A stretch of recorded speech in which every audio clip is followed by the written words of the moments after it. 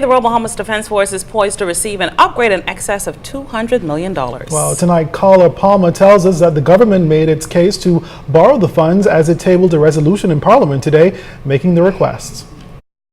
In moving the resolution, Member of Parliament for Golden Isles, Minister of State for Finance, the Honorable Michael Alcides, confirmed the funds are earmarked to purchase 9 new vessels for the Royal Bahamas Defence Force, dredging and civil works, training and retraining of Marines and officers, allow for the purchase of more spare parts for vessels, implement a substantial maintenance system, and the purchase of a ship simulator.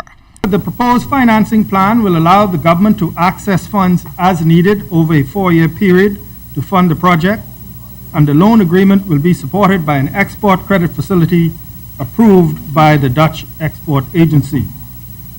This export credit facility allows the government to benefit from a concessional rate of financing. The loan will also have a commercial tranche and a weighted average tenor, meaning the time to maturity of this facility would be 12.5 years, with an average interest expense of less than 5% per annum.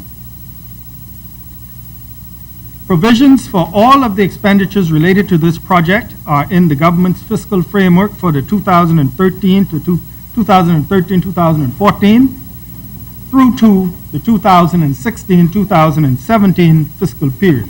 With the additional vessels, the government is hoping that threats to our marine resources are reduced, like the problems of illegal immigration, poaching, smuggling of goods, and human trafficking. It is important that we do this to ensure our safety, our security, and as well our reputation. I don't think that you can find one Bahamian who does not agree that the Royal Bahamas Defence Force and indeed all our law enforcement agencies need to be properly resourced.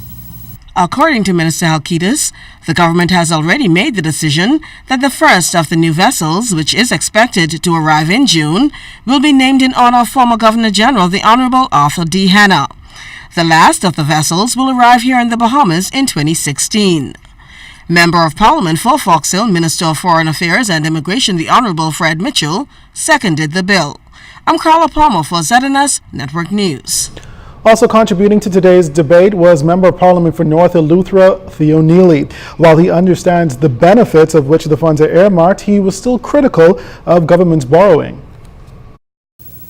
Mr. Speaker, one of the things I find amazing is that just last week we ended a debate that carried on for a very long period of time. In fact, it extended some 4 weeks here in the House. It was the mid-year budget report.